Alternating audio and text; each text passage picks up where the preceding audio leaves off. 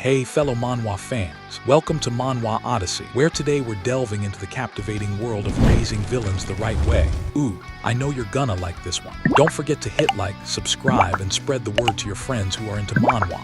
Trust me, you won't want to miss out on the adventure we have in store for you. So, grab your seat and let's dive right in. The story opens with a sweeping view of a grand city beneath the golden sky. A narrator's solemn voice echoes. In 10 years' time, the Federation Kingdom of the East will fall, brought to ruin by the 5 great sins. Inside an elegant office, a man flips through stacks of papers, lost in thought. If I want to prevent that future, he muses, I'll have to become their patron. He sighs heavily, realizing how deep he's gotten himself into this mess. I didn't think this would turn into such a big deal. Regret washes over his face as he questions every life choice that led him here. The scene flashes back. Before this world, our main character had been a burnt-out office worker, a wage slave trapped in endless 78-hour weeks. But one day, he suddenly found himself in a fantasy world, inhabiting the body of a noble. Is this a good thing? Maybe, kind of, he mutters, staring blankly at a book in an unfamiliar language. What the hell does this even say? As he flips the book upside down, a butler nearby dryly comments, "That's because you're holding it the wrong way, young master." Realization hits. "So I'm illiterate and powerless," he groans. Later in the lavish dining hall, the butler announces, "Young master, your meal is ready." Our protagonist, now living the life of a count's son, devours the food in awe. This is amazing, he thinks, savoring every bite. The maid steps forward. "Are you finished? I'll help prepare your bath before bed." He leans back, basking in the comfort of luxury. To live pampered and useless like this is the life. His joy is short-lived when the maid adds, "Please rest early tonight. Young masters Leo and Tonio will return tomorrow." Confused, he blurts out, "Who?" The maid frowns. "Your brothers, young masters Leo and Tonio Palacio. Why do you sound like you don't know your own family?" That name Palacio makes his heart sink. Why does that sound so familiar? A wave of pain strikes his head. As he collapses, voices echo, "Young master." Water rushes over him, and he suddenly remembers. Wait, am I in psychedelia? The scene shifts to a game screen. Our protagonist, Allan Palacio, recalls the RPG he used to play during rare moments of free time. "In every root," he says, "once the 5 great sins appear, wrath, greed, sloth, pride, and obsession, the entire kingdom falls into ruin. Among those doomed is the infamous Palacio house. Leo Palacio, king of prostitutes, and Tonio Palacio, king of drugs. The family was notorious in one of the game's early subquests, long before the main story began." Allan drops to his knees. "You've got to be kidding me, I'm part of that family." His despair deepens when he remembers how quickly the Palacios were destroyed in the game's storyline. "Sure, the quest gave good EXP, but we were the first to die." And now he's Allan Palacio, the extra villain, 3rd son of a doomed noble house. That night, Allan curls up in bed, whispering tearfully, "Please, just send me back to my 78-hour job. I'd rather deal with unpaid overtime than die in 10 years. He groans. "Why did I have to possess a background character with no powers?" Then a thought strikes him. He sits upright. "Wait, if I know the future, doesn't that make me like a prophet?" A spark of hope ignites. "Then I'll just erase the causes of this world's downfall. I'll reform the 5 great sins before they even become monsters." Determined, he declares, "If they're still kids, it should be possible."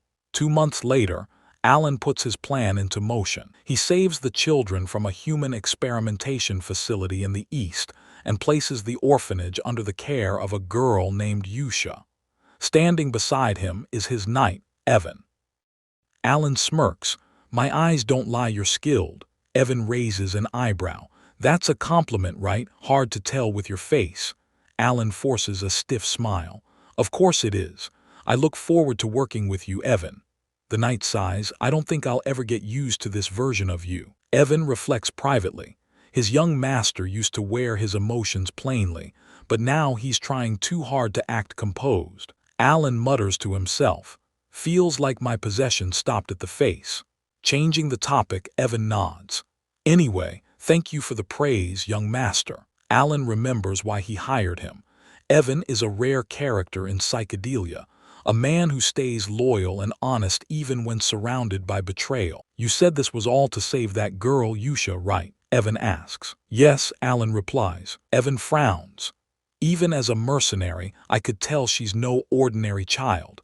Why leave her there instead of bringing her here? Allan thinks silently. It might look like I'm abandoning her, but it's part of the plan. Yusha Bludia, a non-human who once forged a pact with an otherworldly being, would grow into the sin of wrath, slaughtering hundreds of thousands. But if she's raised in peace, maybe she'll never become wrath. He clenches his fist, feeling a small victory. One landmine taken care of. To maintain appearances, he clears his throat. It's simply not yet time. Evan hesitates. Not yet time. Exactly, keep it quiet. Make sure they have enough funding. Allan hands him a letter. Give this to Yusha. Evan looks down. Is it important? It's just to reassure her, Allan says. After what she's been through, she deserves that much. As Evan rides off to deliver the letter, Allan gazes out the window. I don't know if it'll really comfort her, but it's worth trying. Unbeknownst to him, the letter carries an ancient incantation, a spell meant to calm non-humans. Meanwhile, we flash to an archbishop in the past, standing before the sin of wrath. Calm thyself, he chants. Agony of the dark, impassivity of the bright belonging to the fall. But his attempt ends in disaster. Wrath rises into the air, her power exploding violently, reducing him to ash. Allan recalls grimly, in the game that spell failed too. He stretches, thinking aloud, maybe this time it won't. Far away, Yusha holds Allan's letter. Evan watches cautiously, sensing a terrifying aura from her. The mana radiating off her, she's not human, and her emotions completely gone. Yusha's voice cuts through the silence. You said Mr. Allan sent this letter. Yes, Evan answers carefully. Her tone sharpens. Then why didn't he want me by his side? Evan freezes as bloodlust fills the room. He can barely breathe. She's manifesting mana like a master-level mage. In a flash of memory, he recalls Allan's words. It's not yet time. He stammers. He said it's just timing. It's not yet time. Yusha blinks, then smiles. I see. This is a promise only master and I would know. Her expression shifts to a chilling grin as energy crackles around her. I get it now, she whispers, delighted. That's when she's officially revealed. Yusha, sin of wrath, daughter of monsters, the bloody queen. Back at the manor, Allan lies in bed under the soft blue glow of the moon. I've managed to extend my luxurious life a little longer, he murmurs, curling under his sheets. Looking up, he smiles faintly. Even the moon's cheering me on, time to work on the next one. He drifts into sleep, completely unaware of the storm his plan has already set in motion. Allan was in the library when a book smacked him in the head. He ignored the sting and muttered that the knock wasn't the problem. Searching for clues about the third boss was giving him a headache. Evan burst in, breathless and excited. Young master, we rescued the second child you mentioned. Allan didn't look up at first. He shuffled through pages with a blank expression. Have you? Treat the child kindly, he asked. Before Evan could reply, the library doors exploded inward with a kick. A smug voice called out him. If it is Allan, Tonio Palacio stepped in, boot raised, taunting the illiterate noble who dared hold a book. Allan pretended Tonio wasn't there, but the insults kept coming. Tonio slapped Allan's head repeatedly, sneering about his recent studies. Allan thought about how annoying Tonio always was, and how the original Allan must have put up with it, then forced himself to play the part. If you need the library, I'll leave, he bowed. Tonio planted his foot on Allan's head and crowed that the boy finally knew his place. A knife thudded into the wall and another voice cut through, calm, dangerous. I don't want blood first thing in the morning. Get lost. Leo Palacio stepped forward, knife at Tonio's throat. The brothers exchanged venomous barbs. Tonio reeked of drugs, Leo snarled, and their rivalry filled the room. Allan slipped away while they argued, thinking the Palacio brothers were even worse in person than in the game. The two eldest fought for control of the family, the prostitution king, and the head of a sprawling drug cartel, so Allan decided it wasn't worth tangling with them. He and Evan left through the front door and breathed easier outside. Allan clenched his fist and vowed to enjoy being a weak, useless child if it meant staying alive. Back at the manor, Evan reported that the rescued child hadn't seemed ordinary. Allan turned this over in his mind. He wasn't just unusual, he was cataclysmic. The boy they'd pulled from the illegal slave market was Deus Macalian, the second boss in psychedelia, destined to become the sin of sloth, an unstoppable force who would one day raise kingdoms and drown the sky in blood. Allan had emphasized to Evan that they must be gentle with Deus. Despite the title Sin of Sloth, Deus in the game had been terrifyingly industrious and cruel, repaying debts and wrongs in ruthless measures. Allan sipped his tea, disturbed by how vividly he remembered the violence. "It's not yet time," he repeated. The letter he'd sent to Yusha was part of a plan. Keep the child safe for now, nurture him away from the path that led to slaughter. We cut to the orphanage grounds where children laughed and played, but one boy stood apart, scarred and hollow-eyed, radiating a chill that made the hair rise on Evan's arms. Yusha approached, smiling slightly as she recognized him. "You're broken," she said softly, touching the traces of abuse on his body. She praised the moon's choice and coaxed power into the boy, crimson mana spilling like a blessing and a curse.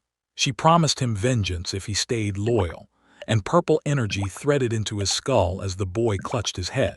Before leaving, she performed a playful flourish and decided to send a small greeting back to Allan, an oath wrapped in cruelty and comfort both. Allan was still hunched over books when Evan slammed a tome down and shouted that there was big trouble. Tonio was dead. The funeral that followed felt grotesque, Tonio's corpse draped with flowers while two women giggled at his side like he'd been on a tawdry date. Allan watched, nodding the Palacio family's rot in grim silence. This accidental fall did not match his memories of the game. In that version, Leo had crowed about finally killing the vermin and seizing the title of Count. Now, real life imitated the worst of the storyline as Leo consolidated power and absorbed the drug operations. Allan steeled himself. One more sin resolved, one less apocalypse to fear. A year passed. With succession settled and Leo in control, the county quieted, but Allan's plan moved forward. He and Yusha exchanged letters. Staying in contact seemed useful. Her note described the children, Yana's hide-and-seek skills, Hidden's cleverness, and Deus's quiet growth and eerie puppeteering. The orphanage's sponsor list grew month by month, which both unnerved and reassured Allan. Evan Midbite mentioned that the Information Guild had called with a lead on the third boss. An ancient book might point him to the next target. Allan felt a rare ripple of optimism. Everything's going smoothly, he thought. A peaceful evening. Night came, and with it, blood on the cobblestones near a drug distribution site in Margate. Two low-level gangsters walked, boasting about the Palacio family's generosity and their swelling ranks. Then they stopped, staring at bodies strewn across the path. Men screamed that their hands were moving on their own. One cut his throat, another plunged a dagger into himself. As bodies fell, a cloaked figure watched, the boy Deus working with Yusha. Deus's fingers were strung with purple mana like puppet cords. He moved others as if they were marionettes. "Does this help your revenge?" he asked. "It creates space for him to return," Yusha replied, calm and assured. "We can't leave this place shabby for when he arrives." Together they vanished in a flash of light, the ground scorched with a crest that glowed like the blue moon. Yusha's final words hung in the air. "Everything will proceed according to his will." It's been 2 years since I started exchanging letters with Yusha. Evan dragged himself down the hall, shoulders sagging, muttering, "Where is it?" Before long, he collapsed onto the grass and groaned. "I'm back. You were in the backyard." Allan, lounging without a care, waved casually. "Oh, hey, Evan." Struggling to lift his head, Evan wheezed. "The 5th child has officially been delivered to the orphanage." He forced a weak thumbs up before flopping flat again. Allan covered his mouth, speechless. "In that time, I've also rescued the remaining 3 sins," he thought. "Eat," Allan told him. Damn you," Evan groaned. Allan noted to himself that hunting down greed, the 3rd sin, had been a chore, but putting Evan to work while relying on his game knowledge ended up paying off. He tossed pastries toward Evan, who jumped after them like a starved wolf, even catching a few between his fingers like a trained killer. "Good work," Allan said. "You can rest now." Evan chomped down, speaking through crumbs. "Is that it for the orphanage-related tasks?" "Yep, that's everything." Evan sprawled out and exhaled with relief. Thank the heavens, aren't you happy, young master? I am, Allan replied. You don't look it. Allan pointed to his face. I'm smiling right now. His expression didn't move an inch. He forced the tiniest twitch of a smile that barely counted as emotion. Let's just say that you are, Evan sighed. Allan lay back beside him, stretching. I didn't expect things to go this smoothly, he thought. The bosses of psychedelia became the Five because of their horrific pasts. Even saving them before their tragedies happened felt like a gamble. I honestly thought I'd find them already broken. How's the orphanage doing? Allan asked. Evan handed him a letter. Same as always, everything's running well. They looked like shattered dolls at first, but they've brightened up a lot. Yeah, Allan raised a brow. Then I guess we won't need to hire another caretaker. He opened the letter. I didn't think Yusha would be this reliable, he thought. Is it because her backstory makes her sentimental toward children? Maybe I'd just annoy her if I interfered too much. He scratched his head. She's surprisingly kind in some ways. Evan leaned in. Does it say anything important? Parts of the letter showed the kids playing around peacefully, along with Yusha's notes. Everyone's doing well. A few are growing quickly. You don't need to worry about Deos at all. And don't stress about the others either. Allan smiled slightly. I'm just glad they're growing up healthy. He thought environment really is everything. Evan asked, so when do you plan on meeting them? You always say the time will come. Allan looked away. Oh, about that. I don't plan on meeting them. Ever, he admitted silently. I mean, sure, staying close would be nice, but their in-game personalities. Absolutely not. Maybe since I saved them early, it won't be as bad, but I'm still terrified. And maybe in 5 years, Allan muttered, covering his mouth. I see, Evan replied. Allan then clapped his hands together. Anyway, I need to develop skills to protect myself in this cursed dark fantasy world. Magic requires talent, and this body is perfect for it. But have you heard of the Blue Moon? Evan asked. Allan blinked. Blue what? He focused. Never heard of them. It's a group that's become famous lately. They're wiping out criminal rings. They're taking out trash. Nice. Never heard of them though, so they're probably short-lived, Allan thought aloud. Evan's voice cracked. I heard they even kill nobles. Allan's face twisted. Evan, sleep in the room next to mine from now on. At the orphanage. All right, let's go over the Blue Moon's weekly report, someone announced. What about the North? Yusha asked. A fox-eared girl. I took all the slave traders' heads. They couldn't even guess my eye color. Your outfits are perfect. She was the sin of pride, Seial. The corpses melted, the green-haired girl added. This was Ren, the sin of greed. A silver-haired boy sitting on the stairs yawned. I finished the South, cleaned out the human testing grounds, turned those Avalon scumbags into minced meat. He grinned. He was Raiden, sin of mysophobia. Yusha nodded. Good. Everything will unfold according to his will. We exist for the Great Moon. We are the Blue Moon. But her smile faded. However, we have a problem. What problem? Everything's going perfectly. Deus stood up. Isn't the head of Avalon the eldest son of the home where he resides? He held up a paper. I found a dangerous order while cleaning up the South. Apparently, the eldest son is targeting his greatness. What? Yusha's voice cracked in anger. She snatched the letter and read it. After the Count dies, slowly poison him until he perishes. Her mana flared violently. She crushed the letter in her hand. 2 years later, Count Palacio died. Outwardly, the cause was heart failure, but everyone knew it was overdose. Leo didn't blink. What? The Blue Moon struck again. A guard nodded. Yes, sir, they attacked last night. Was everyone wiped out again? Allan watched from afar. They're getting more cautious of the Blue Moon. And so the Count's death ended with no mourning, just silence. But Leo's stare felt like a blade against Allan's throat as he and Evan left the funeral. Evan asked, What are your plans now, young master? At this rate, that asshole, the first young master will become. Wait, why are there bags everywhere? Allan tightened a strap. Pack your things, we're running. Sorry, Evan froze. You're actually leaving. Not entirely, we're heading down. Down as in Rodmill. Exactly, a small southern town, been planning it. From afar, a shadowy figure watched them. Leo Palacio's face twisted with fury. Eggs sizzled, toast flipped. Allan cooked happily, savoring the aroma. Evan carried 2 jars to the table. 3 days later, Allan returned. His expression soured. I can't believe I'm back here. He died already. Why earlier than before? He looked over the body. A stab to the heart. Who killed him? Allan turned to a guard to ask, but the man recoiled in terror. Sorry, I shouldn't look directly at you. What's wrong with him? Allan wondered. Evan tugged his sleeve. Young master, did you find anything out? Evan leaned in and whispered, yes.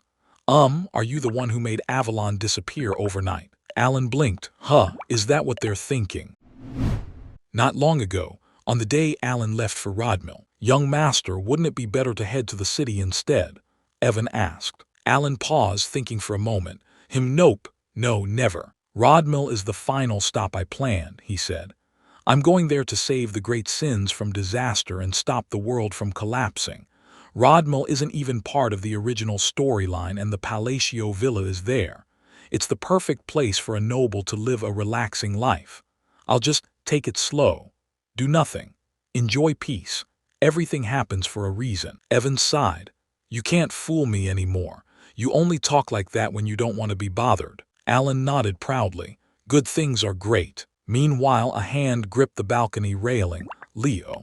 His expression twisted with irritation. Should I kill him or not? Honestly, it doesn't matter. I was planning to poison him after father died anyway.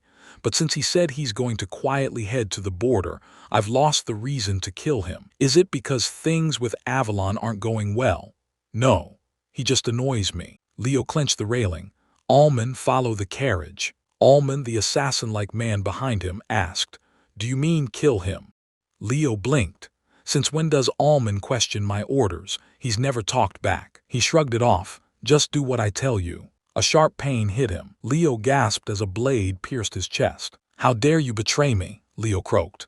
The man replied calmly. War was fun while it lasted. The assassin, it was hidden, a member of the Blue Moon. We follow the creed of the Red Moon. As the Blue Moon is that man's sword, it's only natural I move by his will, Hidden said coldly. His eyes hardened. But if anyone threatens the Great Moon, he drove the blade deeper, tearing through Leo with a brutal strike. I act on my own. Blood spilled across the floor as Leo clung to life. That's why I waited for you to say those words, Hidden continued. 2 years, and it took you this long. Your subordinates won't let you escape, Leo rasped. Hidden smirked. With your final words, Avalon will vanish from this continent. How unfortunate. The Great Moon even gave you a chance. He leapt from the balcony into the light, disappearing. The next morning, Allan stretched. Good morning, Rodmill is heaven, another peaceful day. I eat when I want, sleep when I want, this is peak noble life. He froze. Should I open a toast stand? Evan burst in. Young master, a letter for you. Allan grabbed it. What is it? He dropped his food. Due to the death of Leo Palacio, we request the immediate return of Allan Palacio. His expression twisted. My free trial of paradise lasted 4 days. And so, Allan returned to the Palacio estate. Why are they looking at me like that? Allan whispered. Young master, Evan said slowly, when did you become the shadow leader? Allan stared speechless. Why am I the villain in this mess? Evan explained. You're the only one who benefits. After we left the estate, Leo was murdered. And now you have the perfect alibi to become the next count. Allan's jaw dropped. Evan continued proudly. Avalon is gone too, so nothing stands in your way. That basically makes you the county's hidden leader. Ta-da. Allan glared at him. You're enjoying this, aren't you? And what's with your clothes? He muttered to himself. Where do I even begin? No organization could wipe out a major underworld figure instantly. Except him. Isn't there a group that hunts other groups? Are you talking about the Blue Moon? Evan asked. Yeah, maybe they're behind this. No, Evan said. The Information Guild confirmed the Blue Moon wasn't involved. They always leave a mark instead of bodies, but Avalon's members were killed by a sword, brutally. Allan paled. So now I'm the secret mastermind who killed a sword master. He gulped. The Blue Moon doesn't even appear in the game story. They disappear before the plot begins. So who did this? Meanwhile, any traces? Yusha asked. The green-haired girl shook her head. Nothing left behind. The fox-eared girl twirled her cutlass. Same here, just corpses. Deus returned. 486 Avalon soldiers remain. The silver-haired boy added, like you said, boss, I cut them all down. Yusha smiled. Good, perfect. And just like that, Avalon, a massive organization that once dominated the Asteria kingdom, fell in only 5 days. The silver-haired boy frowned. Though the cleanup isn't fully done. Yusha's eyes narrowed. Explain. He handed her a document. I found this with the nobles connected to Avalon. The Altia dukedom had particularly deep ties. Yusha stared at the papers, then looked up. Their auras flared. You already know what I'm about to say, she murmured. The silver-haired boy nodded. I'll take care of it quietly. Yusha finally calmed herself and asked the green-haired girl, one last thing. The Information Guild is clean, right? Yes, this situation is being handled separately from the Blue Moon. Deus added, all the guilds are saying the same thing. They're calling it the Hell Sword made by a sword master. The green-haired girl asked, should I keep tracking their movements? Yes, Yusha replied firmly. This matter must never reach his ears. I've said it countless times, you all know this. Deus frowned, but since that person's family was targeted first. This wasn't an order, Yusha cut in. We are swords. A sword doesn't think for itself, right? She reminded them, the Blue Moon only moves when commanded. Remember that. That man knows everything. Never disappoint him. Deus watched her silently. I don't get it. Someone as powerful as Yusha, feeling restless just because she's afraid of being discovered. He nodded, understood, everything for the great moon for them. Allan lay sprawled across his desk, buried under piles of paperwork. No more of this, he groaned. After the funeral, it was a full month of non-stop duties. I'm exhausted. Aren't nobles supposed to laze around and eat all day? He sighed. Even though I made enemies, Leo's death wasn't supposed to happen for another 6 years. But because the order of the brothers' deaths changed, the family's entire backlog fell on me. Young master, someone called. As several men entered his office with even more documents, Allan stared at the mountain of papers, dead inside. Why is everyone working so hard? When the Count was here, you all slacked off. The staff whispered nervously, is he angry? We need to work harder. I don't want to die. Allan blinked. Are they being this strict because of the rumor that I'm the secret mastermind? Why won't you come when I call for you? Someone yelled from outside. A former slaver who now just wanted to work quietly. Allan groaned. I wish they'd handle things on their own without needing me. Evan entered. Young master, honestly, it's shocking. His face twisted in disbelief. You reached the 2nd tier after only 2 years of teaching yourself poison craft. You're incredibly gifted. When did you get this skilled? We see Allan practicing magic with surprising precision. Normally it takes 4 years of direct instruction to reach the 2nd tier, Evan explained. Magic also requires natural talent. Allan nodded proudly. Yeah, I guess I'm pretty decent. But inside, he admitted, I practiced so hard for self-defense because I felt uneasy. To do that, I had to learn fine mana control. But what good is it if my ability is half-baked? I've tried every type of magic in this world. It was exciting at first if my plan worked. Nothing dangerous would happen and I'd learn at my own pace. But now, I realize the truth. My mana haul is tiny. Pathetically tiny. His eyes watered. Nothing is working out. He recalled the basics. Innate mana capacity is like an athlete's weight class, fixed. No amount of training changes it. And his, very, very small. If nothing else works, there is one method left.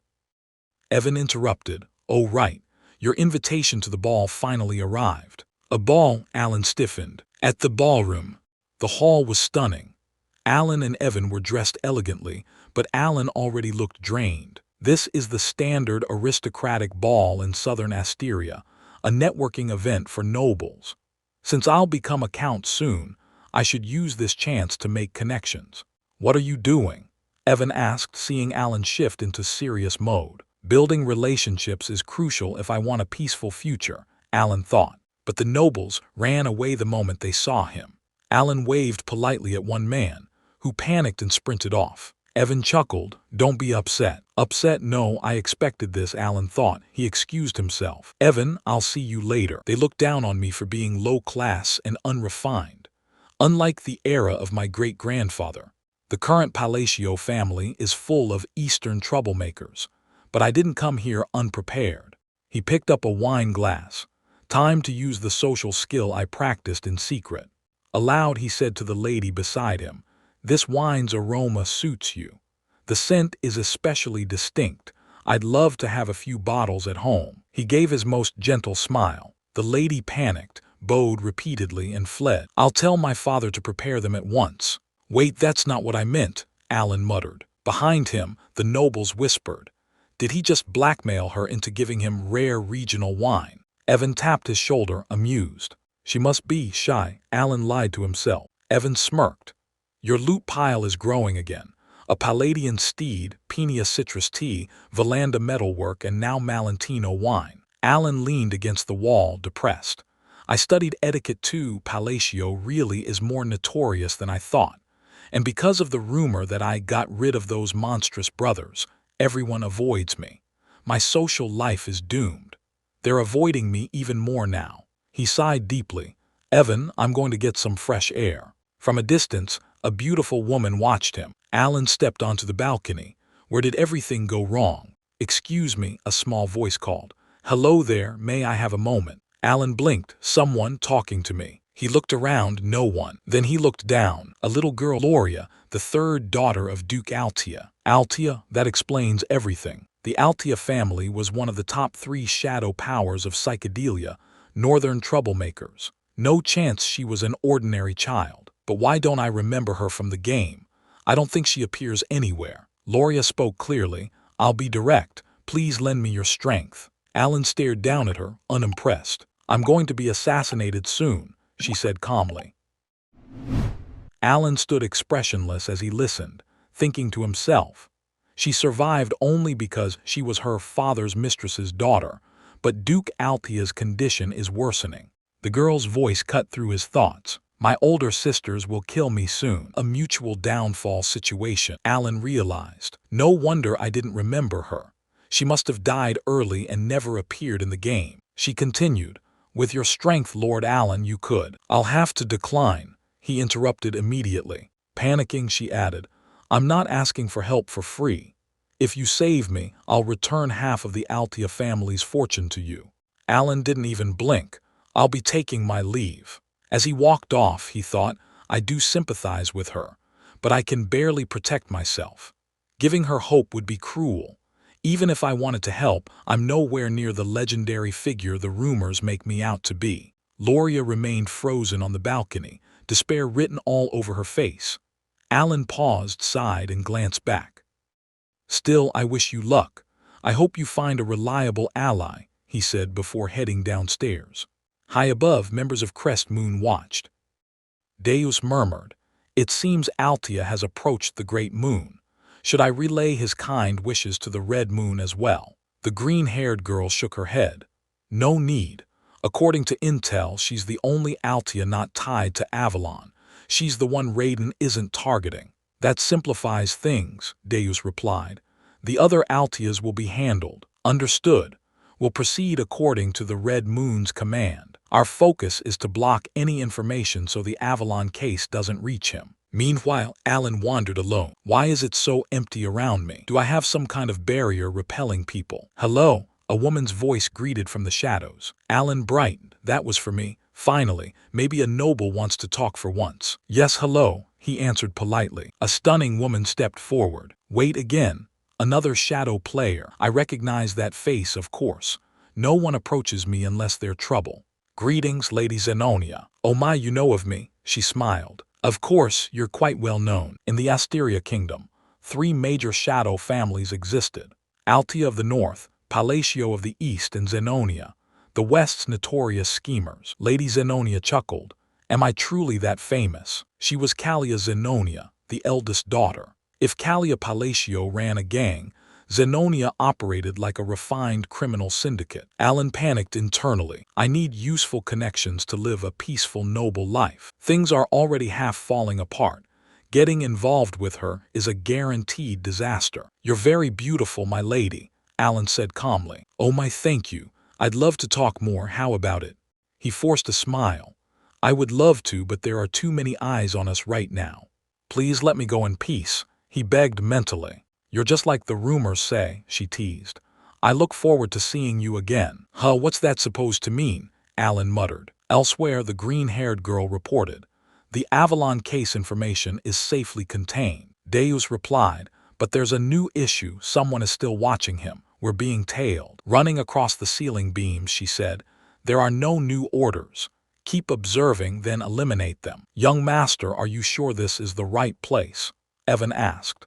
Is this really the canyon you meant? It's midday but feels like midnight in here. Allan clenched his fist. I finally found it, my real goal. The terrain matches perfectly. This has to be it. If it's empty again, I might actually cry. No, this time it's real. They walked along a stone pathway covered in runes. In the game it was easy to find, Allan thought. The only reason I came south under the excuse of attending the ball was this labyrinth. The labyrinth of whispers. Solve all 8 rooms' riddles, and a powerful artifact awaited. Thankfully, Allan had every route memorized. They reached the enormous doors. To see it in person feels surreal. I've cleared this dungeon dozens of times, but the real thing is on another level. It's like this canyon was man-made. Evan asked, how do you even know about this place? I've come here often, Allan answered confidently. You've been here often, Evan blinked. Allan grinned. Just kidding, I have my ways. Evan grimaced. Please don't joke with that expression. Above them, winged beasts battled massive golem hands. If you mess up a riddle, Evan warned, those things come down on you mercilessly. Allan ignored him, lost in concentration. How does he stay so calm? Evan wondered. We've worked together for years and I still can't figure him out. His actions never follow any pattern. He barely leaves the estate yet knows everything. Oh, got it right. Allan pointed at the mechanism. It only opens once the locking gear finishes. A golem hand crushed another monster overhead. Evan sighed. Even so, I follow this strange young master because everything he does ends well. It's opening, Allan said. Evan panicked. What is he planning this time? The door creaked open violently. I knew it would be rough, but seeing it in person, I almost snapped my neck trying not to watch, Allan thought. Inside, the chamber glittered with rare treasure. Yeah, let's just take that black ring and go, Allan said. Evan held up gold bars. That thing, it looks the most useless. Allan slipped the ring on. It's a little big, but taking anything else will only cause trouble. Leave the rest. Finally, I obtained the oath of restraint. No worries, Evan said shakily. Nothing dangerous on the way back. Sure, Allan replied dryly. But then Evan froze. Young master, you already knew, didn't you? The rock piles began to move, revealing themselves as golems. Evan drew his sword. An unknown enemy. Worst case scenario. If only we can get young master out. I'll handle this, Allan said. What? Evan barked. Allan stepped forward as the golems charged. Whatever you're planning, we should escape, Evan shouted. Too late. I invoke the oath of restraint, Allan commanded. Dark energy exploded from the ring, stunning the golems.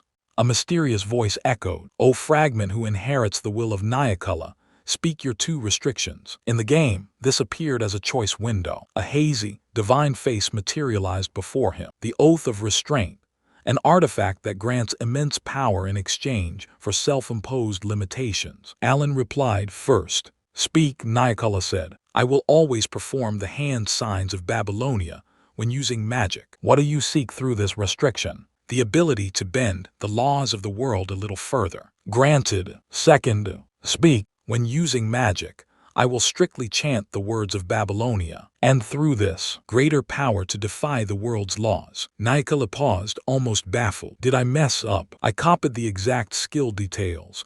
Using both hand sign and chant restrictions gives the highest possible attack power. I memorized every combination. This has to work. Granted, she said at last. O human who remembers the gestures and mysteries of a forgotten god, I offer my gratitude to you who inherit the will. Inherit the will? What is she talking about?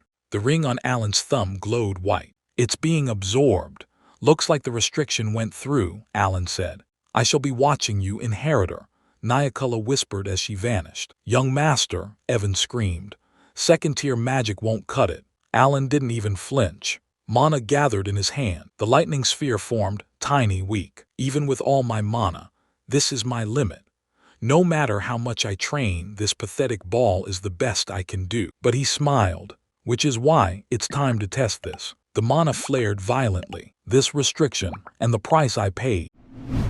The sphere glowed brighter, blinding in the darkness. Allan whispered his first command, "Refraction." Mana burst around him like a rising tide. He spoke again, "Repulsion." Blue lightning crackled to life, gathering in his hands. With each chant, the glowing sphere swelled larger, 10 times its original size. Allan moved his hands in a precise pattern. Line of diffraction. His expression hardened as he unleashed the lightning he'd built up. The beam tore toward the golems at a speed Evan couldn't even track. For a heartbeat, the world went silent. Then the golems exploded into dust, leaving nothing but shattered stone. Evan stood frozen. "What the hell?" He stepped forward. "Young master, have you been hiding your strength from me?" Allan shook his head. "Not at all. I've been a mercenary for 15 years. I've never seen anything like that. Are you sure that was second circle magic?" "Yes," Allan replied calmly. Internally, though, he was just as shocked. It wasn't like this in the game. In Psychedelia's turn-based battle system, magic could be boosted each turn with hand signs or chants. This time, Allan thought, I stacked 4 chants in one hand sign, 5 turns worth of boosts on a basic chain lightning spell. Because of his restraints, he had to use hand signs and incantations for every spell, so each chant must have amplified the spell again and again. Even so, the outcome stunned him. I didn't expect second circle magic to wipe out golems in one hit. That was excessive, even for me. Evan slumped to the ground. "Well, we made it out, barely." He groaned. "Honestly, this maze is more tiring than the monsters who created this miserable place." Allan didn't answer. He was deep in thought. "Now that I remember, people didn't always call it the Maze of Whispers. Players renamed it the Maze of Palion after some guy on the community site mapped everything out." "A guy named Palion created it," Allan murmured. Evan blinked. "Pardon, what did you just say?" Allan ignored him, grabbed him by the arm and pulled him forward. "Let's return to the east. Thanks for your work these last 3 weeks. There's something I want to do once we're back." Evan blinked at him. "Young master, you're more dedicated than you look." Meanwhile, Allan kept analyzing. If the hand sign matches the spell's element, the spell gets stronger. If the chant matches, its properties change. That's how the game system worked. But unlike the game, where the visuals never changed, the spell's form actually shifted each time I chanted. Maybe my mana pool is small, but my control is exceptional. If so, I might be able to observe every transformation. I'll have to test it once I recover. Still, everything ended well. A green-haired girl observed from afar before heading back into the labyrinth. Standing before the massive doors, she read the ancient script. The era of the forgotten outer gods. Glyphs of the Alanif Empire. She removed her cloak. "For my friend who shall remain alone because of that coward Palion," she whispered, tracing the runes. Her thoughts drifted. The one who halted the invasion of the black creatures. The man who stood victorious against the Alaculaka, devourer of hearts. The brilliant emperor, Palion the Great. She knew these things because she had been born with the ancient library. A gift granted only to those assigned a monumental mission. She remembered Allan's casual remark. "A guy named Palion created them. I knew he was special. The Bloody Queen follows him, something seen only in the oldest records. But I didn't expect the Great Moon to be a friend of Palion." And the phrase Allan whispered. She had never encountered it in the ancient library. Just what is he? The Red Moon was right. A blush crept onto her cheeks.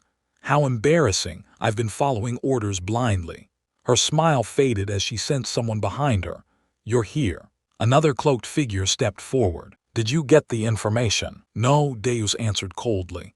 "The Dark One is dead, his head twisted in midair." "We'll have to report this for processing," she replied. The two leapt into the night, returning to their base. Zenonia County. Kalia lounged in her luxurious room. "So it wasn't just a rumor," she whispered. Those eyes cold as the abyss. She smirked, "Famous me." Yes, Count Zenonia is powerful, but I don't attend social gatherings. And he still called me famous. Isn't that interesting, father? A lifeless man sat at a desk behind her, eyes empty, body stiff. The Count, her father, a puppet. She snapped her fingers. The puppet continued its work without reacting. No one knows I turned him into this so I could run the household myself, she murmured. But how did Allan figure it out? She replayed their meeting in her mind. He even noticed the spies I planted on him. A panicked servant ran up. Miss Kalia, your room, you need to see it. Inside, a corpse lay sprawled across the floor. Judging from his seal not activating, she said, he didn't reveal anything. Someone had deliberately placed the body in her room. She chuckled. So, they found my weakness the moment they met me, huh? Meanwhile, Allan and Evan, completely oblivious, rode their carriage home. Back at the Altia ducal estate, Lauria stood by her window, deep in thought. As expected, he's not someone to underestimate, she murmured.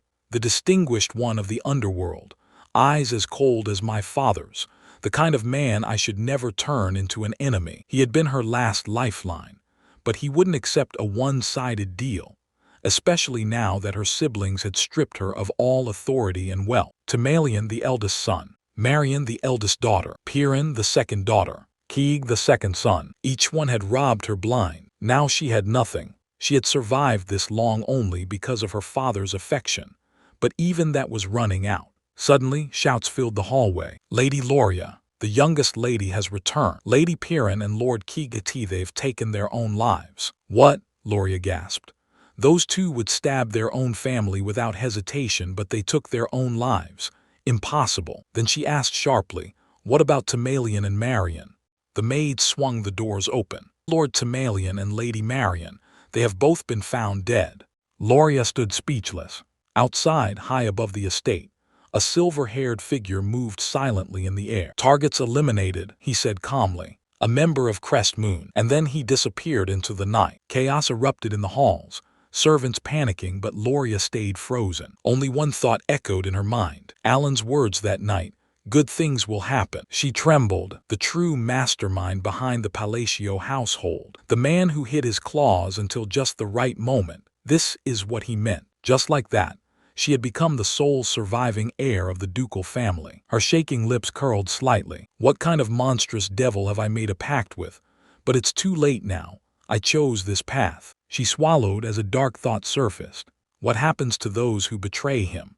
There are already so many examples. She knew she had no choice but to move forward. 2 months later, a butler arrived at Palacio Estate. I bring this under the Duke of Altia's orders. Allan blinked. Duke Altia. Evan examined the box beside the butler and gasped. Wait, this is Cernant's wine.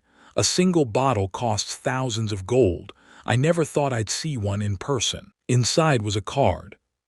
With respect, Lauria Altia. Allan frowned. So Lauria prepared this, not the Duke. But why send something like this? I couldn't even help her properly. He looked at the butler. Are you sure this is for me? Yes, sir, the butler replied. Her Grace prepared it herself and instructed me to deliver it personally. Her Grace, Allan echoed. Meaning, Lauria became the Duke. Inside the Altia office, Lauria stretched over her desk, surrounded by documents. 2 months passed so fast, she sighed. After Father's funeral, I officially inherited the title during the succession ceremony.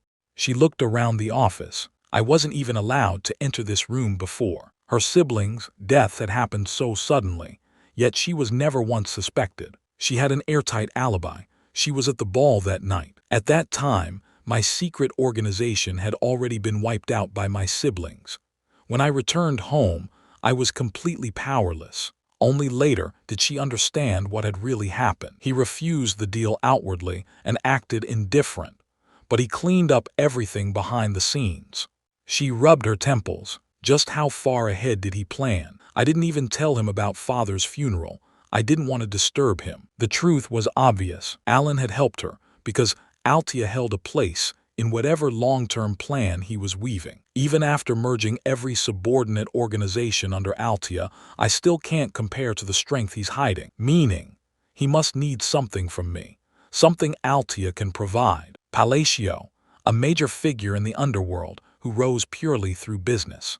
If there's one thing I can offer that he can't acquire on his own, she whispered, it's the ability to manipulate politics from the shadows. She rolled up her sleeves. From now on, I need to focus. The distinguished one will reach out soon. I hope he liked my gift of gratitude. Back at Palatial Estate, the butler left. Allan stared at the gift. So she was threatened with death, and now she's the Duke. Something feels off. Evan watched him. What's going on in that head of yours now? Allan didn't answer. Something isn't adding up. A few months later, 5 years before the original story begins. Young master, Count, Evan corrected himself. Allan sighed. The succession ceremony isn't done yet, but I guess it's fine since a year has passed. He slumped slightly. I never planned to become the Count. So much for my peaceful life. Still, he had adjusted. Being a noble came with perks. Work balanced well with rest. Evan handed him a letter. This came from Yusha. Allan nodded. By the way, did you find anything on the assassins who killed Leo? Nothing yet, Evan said. But the Information Guild is still investigating. He sat down. So what's your goal now? I doubt it's revenge. Allan considered. Almost every deviation from the original game was probably caused by his presence. I'll just prepare for anything unexpected. Evan grinned. You sounded like a real Count for a second. Allan groaned. Right. He opened the letter. Yusha's monthly report. Have you been well? We're the same as always. Everyone enjoying their hobbies. Deos's puppet shows are practically professional now. Seial plays games nonstop with her friends. Rin reads quietly while crafting things. Raiden tends his garden every morning. Their routine had become familiar and comforting, even though he had never seen their faces. Knowing they were growing up well made him smile every time. Allan suddenly froze. Now that I think about it, how old are they? Evan stared. That was sudden. They're old enough to enter society now. Some already left the orphanage. The ones you rescued are around that age. Allan panicked slightly. Oh, already. Yusha's letter continued. Thank you for raising us. The 5 deadly sins. Allan exhaled. Right, it's time to let them go. Evan nearly dropped his cup. Really? You put them all together because of their trauma. Isn't it too early? There's no reason anymore, Allan said. They're grown now. They should focus on their future. I cared for them so they wouldn't awaken as deadly sins. They should be fine, right? Now that they're healthy, it's time, he said aloud. Evan nodded slowly. Each sin had a talent tied to their original boss form. Yusha faith, Deos sword, Rin knowledge, Seial combat, Raiden apostle. If they use their talents well, they'll do great, Allan concluded. Simple plan, and while I'm at it, I should prepare a gift for each of them. Winter at Palatial Estate. All done. Evan shot up from his bed in terror. What? Maybe I'll get something back when they're all successful. Children, read my letters and go change the world. Crest Moon headquarters. The orders have arrived, Yusha said. This time, however, the letters were addressed individually. Some celebrated, some were confused, others shivered at what waited inside. Yusha said, before anything else, we should read the earlier letters. His instructions are always high-level. Seial asked, can we really read them now? You were the only one allowed before. Her eyes brightened with excitement. Yusha replied, since he's assigned missions to each of us, it means he decided it was time for everyone to see them. The first letter began casually. How have you been? It seems you've made some talented friends. If you need anything, just tell me. Seial squinted. This is an order. The green-haired girl shrugged. Feels like regular small talk to me. Exactly, Yusha said. He hid orders inside normal conversation from the start. Look at this. She held up the next letter. Yusha, how are you doing? I'm fine. Today my second brother used me as a chair. Funny, right? I'd like to send you letters sometimes. Write back if that's all right. Also, the child I'm sending this time. Yusha explained. That's where he assigns the elimination target, lays out the mission, and tells us to report after. This next one entrusted the Blue Moon to me. Thanks for writing back. Please update me monthly on the orphanage. I leave it in your hands. Together you'll manage. As you can see, she said, he personally chose each of you. Deus nodded. So it's to prevent information leaks, remembering his first mission. Exactly, Yusha replied. You must interpret every line clearly and execute the task precisely. Deus frowned. Then wouldn't it be better to meet him directly? or use a magic communicator. The silver-haired boy added, yeah, if secrecy is the issue, why letters? Yusha's face turned cold, her voice flat. Do not forget, our only duty is to follow his orders. Deus shivered internally at her unshakable loyalty. I understand. Good, then let's read our orders, Seial said eagerly. They gathered around, reviewing each letter. Deus read, he told me to head to Kali Burn, the nation of knights. Seial let out a depressed sigh. The colony, deserts, the silver-haired boy said. Mine says Raxus, the entertainment capital. The green-haired girl added, he directed me to Larthania, the maze city. And mine is the Holy Kingdom Rosario, Yusha said. What you must do is written clearly, yes. Deus answered, I don't know why, but he told me to become a knight. Seial added, he said the patronage would continue, so not to worry. The green-haired girl said, he marked the locations of our gifts. The silver-haired boy shrugged. We'll see what they are once we get there. Good, Yusha said. But remember this, unless he mentions it first, never speak the name Blue Moon. And with that, the five left their orphanage, the only home they'd ever known. 3 months later, Allan sighed at his desk. As expected, there's nothing here about changing phrases or magic patterns. I'll have to figure it out myself. He looked at Evan. By the way, how's the investigation into Leo's killer going? The Information Guild found nothing, Evan answered. I see, Allan said, though his thoughts were heavier. He considered the situation. The butterfly effect from saving the 5 deadly sins has spiraled. Even Lauria, who should die, became Duke Altia, gaining influence in the underworld at frightening speed. Allan finally said, let's drop the investigation. Evan blinked, really. This was one of those times where not knowing was safer. The Information Guild prided itself on finding anything, anywhere.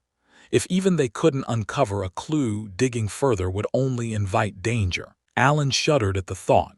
If a precaution leads to death, it's pointless. Secret organizations won't bother me unless I meddle with them first. Tell them to stop searching, he said. All right, Evan nodded. Oh, and more news, Deus was appointed as a knight in Kali Burn. Already good for him. 3 more months later. Count Allan, Evan said. Deus apparently formed an entire knight order. What? Then he must be at least expert level. Sword ranks. Sword user, sword expert, sword master. It hasn't even been that long since he joined, Allan said. People are saying the world might see the 5th Master Knight within the decade, Evan added. The swords of Kali Burn, Allan asked. Yes. Impressive. I'm proud of him, Allan said. 6 months later, 1 year after they left, Evan rushed in again. Count Allan, breaking news. Deus has become a sword of Kali Burn, making him the 5th Master Knight. Allan froze, but only sword masters can earn that title. A sword master of psychedelia is a superhuman who surpasses the aura blade and awakens a unique ability called derivation. You're telling me Deus is already at that level? Well, almost. He hasn't created his derivation yet, but Kali Burn gave him the title anyway. He defeated the 4th sword in a duel, and they recently lost another Master Knight in the Northern War. Allan muttered, the war's been going on for over a decade. Evan continued, most people take 15 years just to realize mana properly. Derivation takes decades. The youngest Master Knight ever was Reinhardt. He was 32. Allan remembered, Reinhardt trained since age 5. It still took him 20 years. And Deus, a boy with 0 sword knowledge, is already catching up. If he's only missing derivation, Allan whispered, then he's already surpassed Reinhardt at this rate. He sighed. Maybe I can leech off him sooner than expected, or maybe not. He noticed a letter sticking out of his book. Evan snorted. Nah, he wouldn't. I only get letters from Yusha, Allan replied. Even after she moved to the Holy Kingdom, her letters kept him updated on the 5 deadly sins. They haven't even seen my face, Allan thought. They could at least thank me for the gifts. I feel kinda bad. He slapped his cheeks lightly. Back to basics. I'm already grateful they haven't destroyed the kingdom after awakening into the 5 deadly sins. As long as they're alive and thriving, I'm good. That evening, Kali Burn capital, Kurtham. Inside the grand mansion of the Solar Eclipse Knights, a man in dark purple armor looked out the window. Deus Michaelian, captain of the Solar Eclipse Knights, youngest Master Knight. A woman passed by and waved, Brother, Deus returned a faint smile. A whole year has passed, but thinking back still makes my face burn, he thought. When he lost everything to the black beasts and was left with nothing but hatred, even being saved by the great moon wasn't enough to earn his loyalty. What convinced him was her promise. You will take revenge with your own hands. Serving the blue moon put him through brutal missions and relentless training, but he didn't care. Every operation became another step toward vengeance. Then one day, he received an unexpected personal order. A small hotel in southern Caliburn. I left a gift, go see it. He wasn't excited, just confused, but he went anyway. When he opened the door, he stopped breathing. There, standing in disbelief, was the one thing he thought was lost forever. His sister. Deus sprinted toward her, grabbing her in a desperate embrace. This gift, this family, it's worth more than my life. He held her tightly, tears falling freely, grief, joy, and love tangled into one.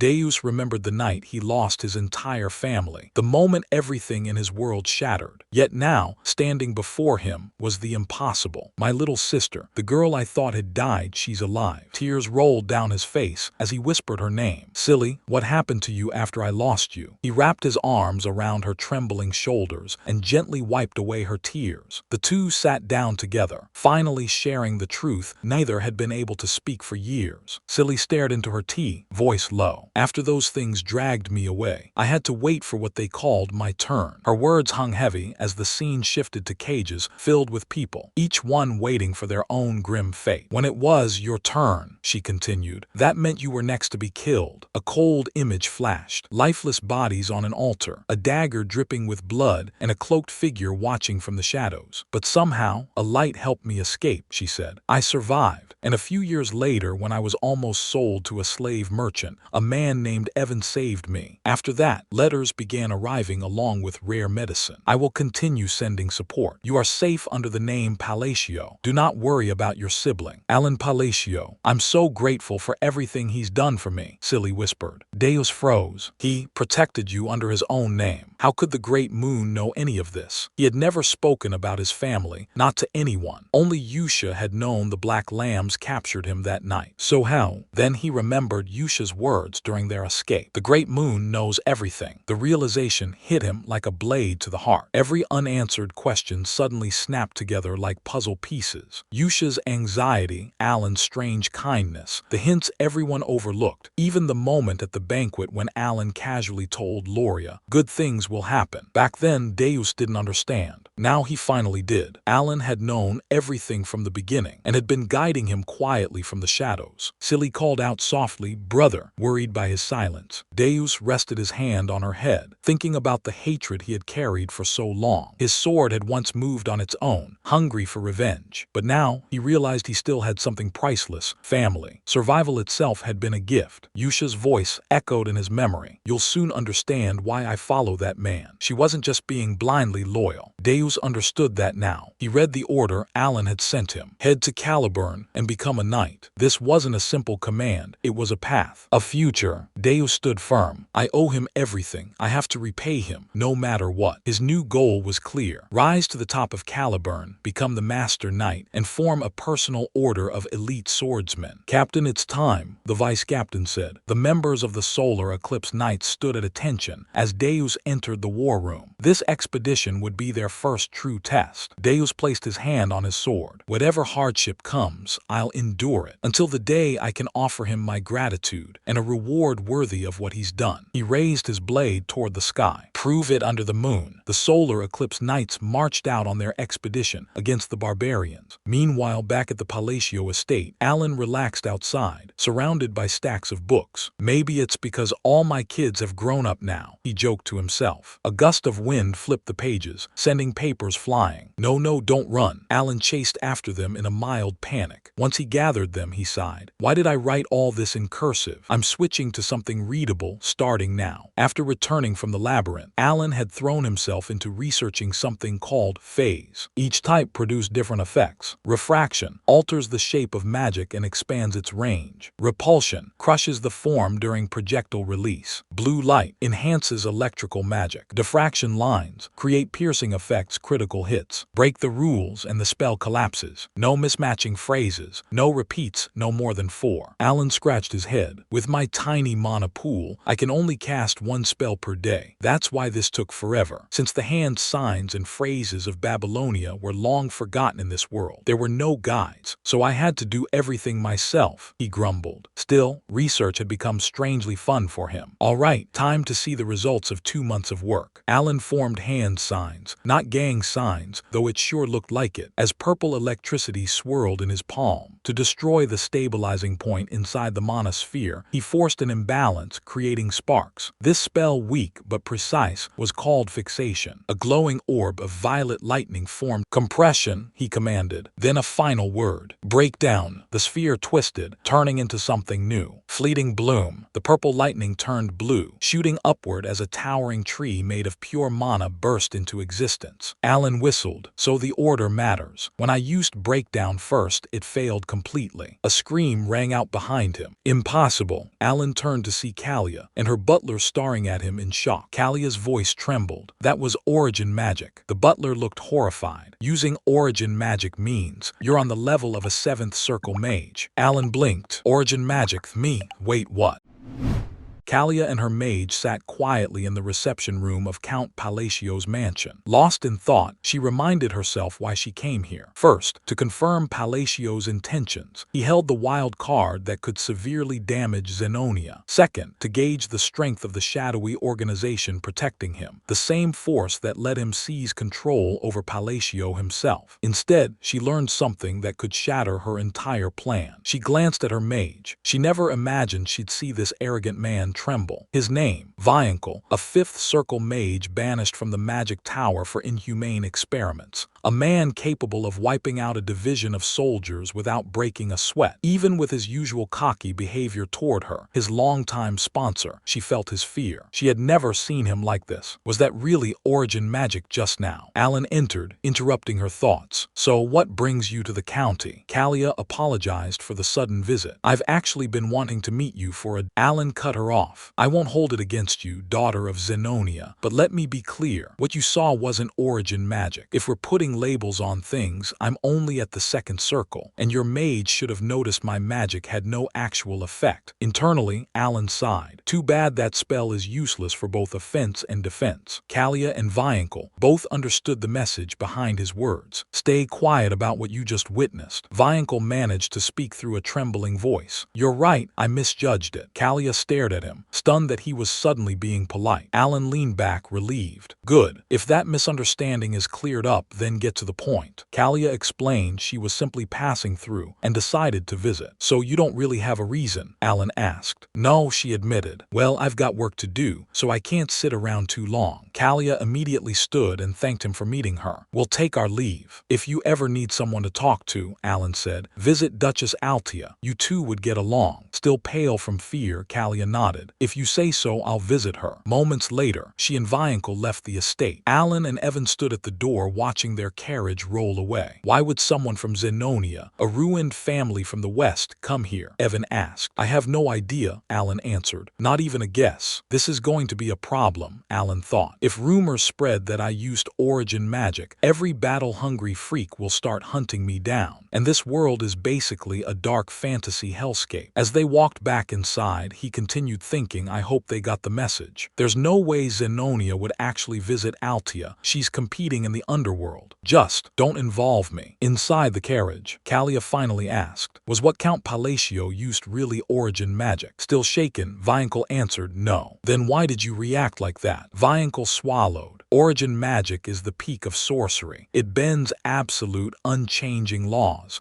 Only the greatest mages can wield it. But what the Count used was something else entirely. He continued, his voice cracking at the memory. When I used my observing eye, I saw him tear the canvas of reality itself. He twisted the principles that shouldn't be twisted. He fixed lightning in place, warped it, collapsed the law, and the magic still manifested. He created an impossible miracle. Kalia felt a cold dread crawl down her spine. But what came after? Viancle shook uncontrollably. That was clearly tied to the great forgotten gods. His breathing grew erratic. Stop thinking about it, he told himself. Any more and this will be dangerous. In my younger years, I studied ancient magic deeply enough to be praised as an expert of the forgotten era, he continued. So listen carefully. Do not oppose Count Palacio. Kalia let out a hollow laugh. So you're saying someone insignificant like me shouldn't even try to understand his intentions. Then she remembered Allan's advice to visit Duchess Altia. She realized she'd already become a piece on his board. 5 months later, 2 years after the children left the orphanage, as Allan signed documents, he asked, Evan, any new information, preferably about the children? No news about them, Evan answered. But Zenonia County and Altia Duchy have formed an alliance. Allan froze. What? The top 2 forces in the underworld allied. It's an underworld convention. Outsiders aren't supposed to know, but I'm certain. Allan panicked internally. Great, I ignored the warnings to stay out of this path, and now I'm dealing with some king-tier alliance between masterminds. Is the Asteria kingdom about to fall apart? And did she seriously take my words literally back then? If you need anyone to talk to, echoed in his head. No way. For someone as cold and prideful as Kalia, she wouldn't. But I should prepare just in case. Allan wrote a letter to Kalia. If I came off too blunt, I apologize. I'm simply not good with words. He grimaced. I hope that doesn't sound like an excuse. He handed the letter to Evan. Deliver this to the daughter of Zenonia through the mercenary guild, and keep looking for the children. When he was alone, Allan leaned back. How are Raiden and Seial doing? Yusha only wrote that they arrived. I hope she isn't dead somewhere. If she found the gift I left, she should rise to the top as the Baba Yaga. He remembered the item, the essence of the Golden Mane tribe, a gauntlet-type artifact that boosts critical rate by 20%. If the sin of pride had obtained it, she wouldn't have fallen into corruption. She would have become a great wolfkin. Allan looked out the window. I told her where the hidden treasures were, my emergency stash. She's skilled enough to survive in the nation of fighters. She'll be fine, right? Desert Nation, the trial ends. In a cavern under a crystal blue moon, Seial stretched and shouted, finally, the trial is over. She had successfully obtained the essence of the Golden Mane tribe. Oh great moon, thank you, she cried. She once believed it was just a legend, but the stories from her childhood were true. A memory surfaced, an elder patting her head. We Wolfkin are the descendants of the greatest beastkin, the Golden Mane tribe. The essence grants strength and authority. Treasure it. Seial clenched her fist as golden mana swirled around her. She survived a horrific bioexperiment thanks to the great moon's blessing. Now she had the power to avenge her parents, both killed by the Black Dragon. I must repay this gift, she whispered, her voice cold. He doesn't want me to be just another gladiator. I'll become the strongest. I'll rebuild the Golden Mane tribe, gather our scattered kin, and kill the Black Dragon. She stepped out of the cave and stared up at the glowing moon. All of this is for him, she pledged. Let it begin. After 500 years, the Golden Mane tribe would rise again beneath the blue moon.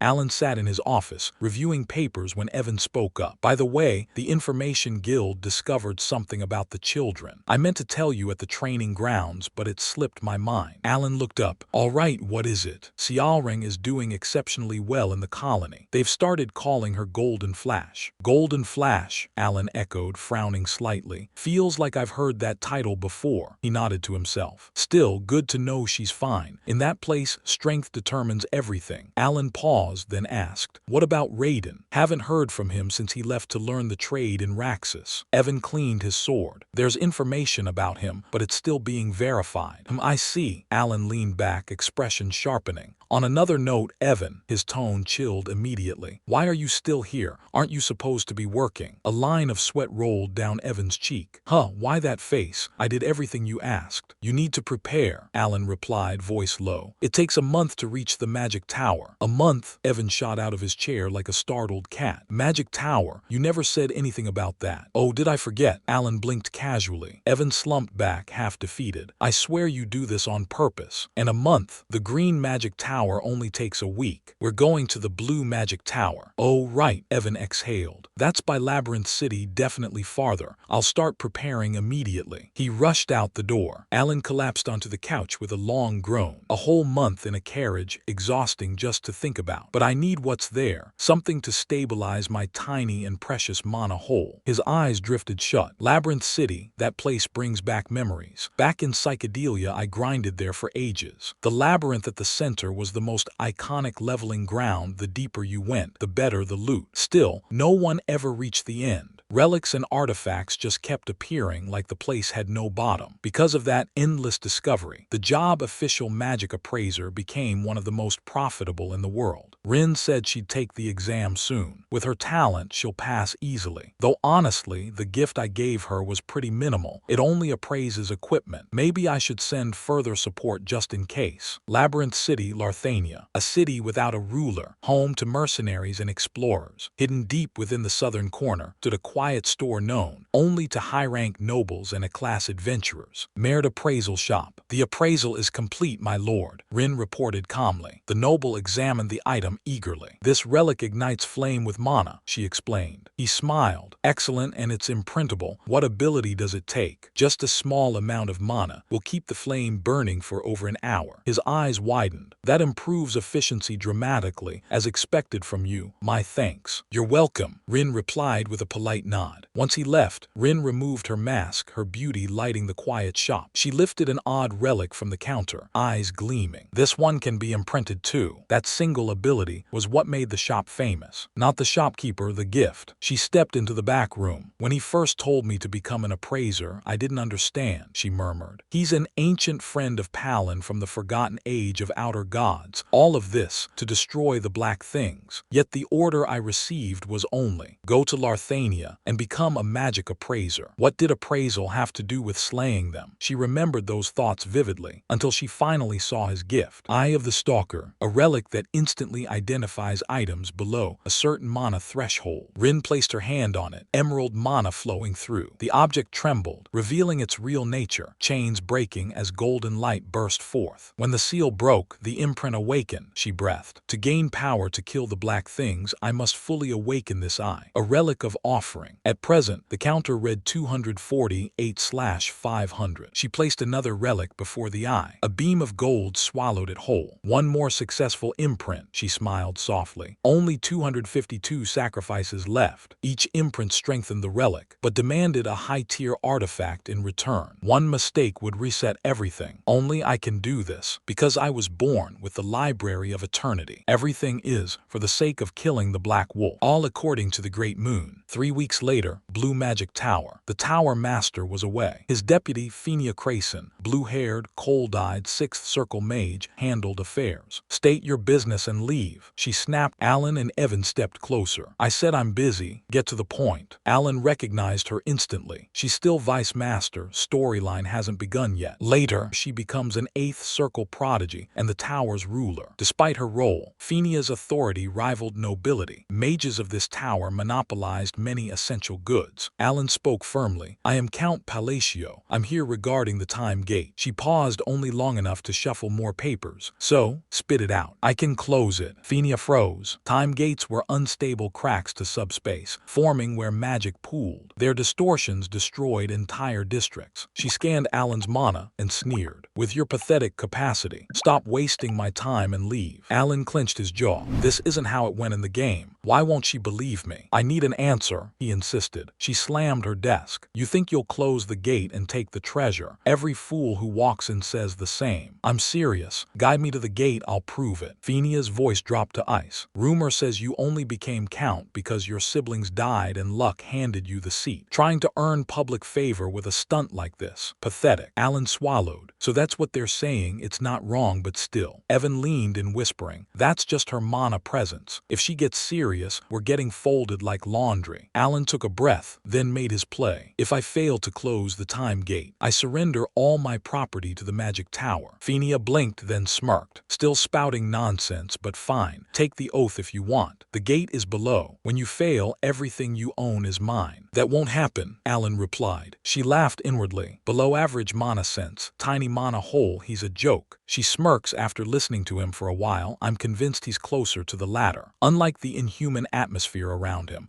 he only has a small mana hole and slightly above average energy sensing ability talent at the very edge of the second circle. What's he going to do with those? How pathetic. We learn that.